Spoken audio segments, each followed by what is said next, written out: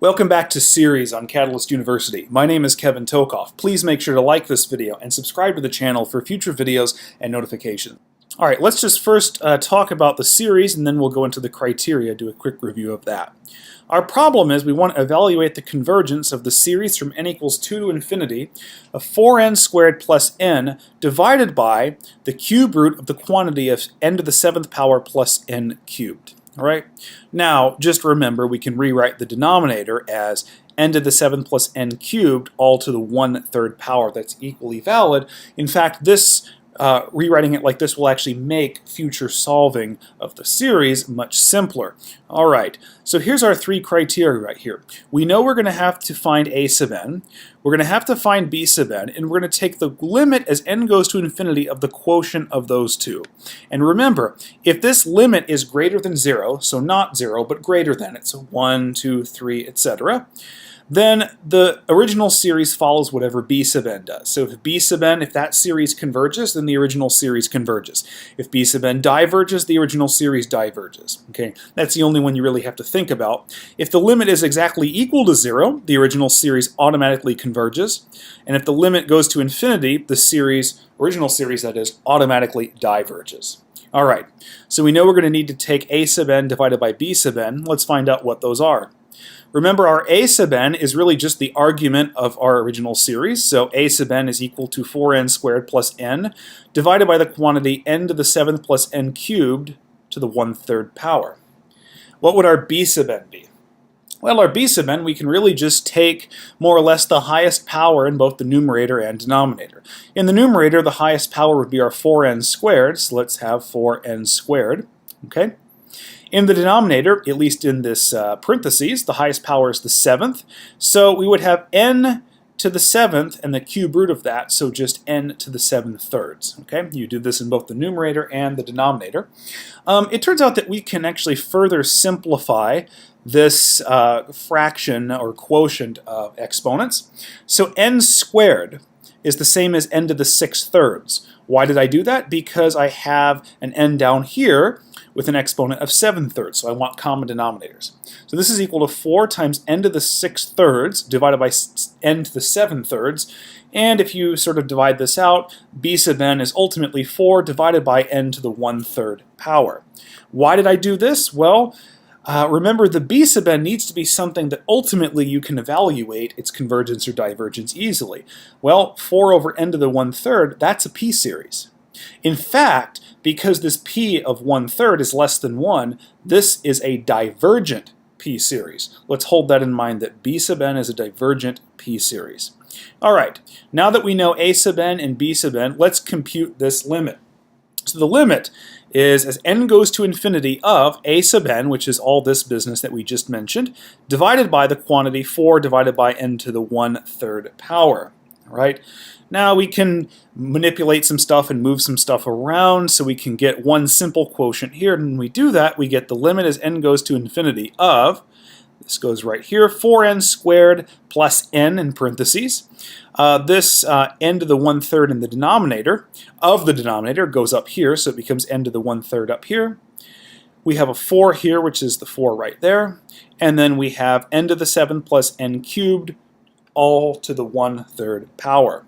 Now, the next step, let's follow it really carefully. I'm going to do some algebraic manipulation, and sometimes this is necessary to force the limit into be something that can be evaluated very easily. So pay close attention to what I'm going to do. What I'm going to do is I'm going to pick the highest power of n from the numerator and the highest power of n from the denominator. So here I have n to the 7/3, that's the highest power. What I'm going to do is I'm actually going to pull n to the 7/3 out in front. I'm going to pull it out of this, right? So what happens? If I pull out an n to the 7/3, well, the first term is just left with 4. And if you don't believe me, multiply it back out, and you'll get exactly what was here. If I pull an n to the 7/3 out of the second term, I would initially be left with an n to the minus 3/3. Because 4/3 minus 7/3 is minus 3/3, but I can very easily just put that minus 3/3 into the denominator. So the second term becomes 1 over n to the 3/3. Okay. And again, if you don't believe me, multiply this back out and you'll get exactly what was in here. So I've effectively pulled out an n to the 7/3. Now, in the denominator, doesn't look that similar. I've got an n to the 7th plus an n to the 3rd. What I'm going to do is I'm actually going to pull out an n to the 7th, all right? But when I pull out an n to the 7th, because this whole thing had a cube root on it, instead of just pulling out a simple n to the 7th, by pulling that out, it ends up pulling out an n to the 7/3. Well, that's the same thing that's up here, but let's keep going. So if I pull out an n to the 7th, there's just a 1 left inside here, but when I pull the n to the 7th out, it becomes 7/3 because of the cube root, all right? Then, if I pull an n to the 7th out of this n cubed, I would initially get an n to the -4th, which I can rewrite as 1 over n to the 4th. Okay? So hopefully that makes a little bit of sense. And what that allows me to do is cancel the n to the 7/3. Those cancel. And I see that they've actually canceled right over here. I'm forgetting one thing. I actually need to include a 4 right there. Okay, went ahead and fixed that. Anyways, so I still have this 4 right there.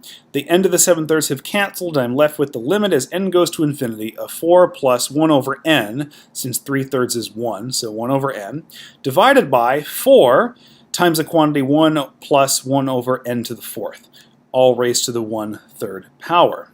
All right? Now, let's think about this limit. Can I evaluate this? And the answer is yes. If I plug in infinity for n, this becomes 1 over infinity, or just 0. So 4 plus 0 is 4. And then in the denominator, 1 plus 1 over infinity to the 4th. Well, 1 over infinity to the 4th is 0. So 1 plus 0 is 1.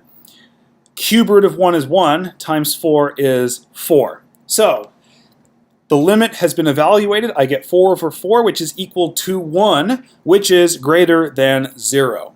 So I don't have 0, I have something greater than 0, but still finite. That satisfies this first criterion, which means that my original series needs to follow what the series of b sub n does. Well, b sub n, remember 4 over n to the 1/3 power, this was a divergent p-series because our p, our 1/3, is less than 1. So as a series written from, in this case, 2 to infinity, this series would diverge. And therefore, because b sub n as a series diverges, the original series also diverges. Okay? So hopefully that makes a little bit of sense. Hopefully I've enlightened you on the limit comparison test. Please make sure to like this video and subscribe to the channel for future videos and notifications. Thank you very much.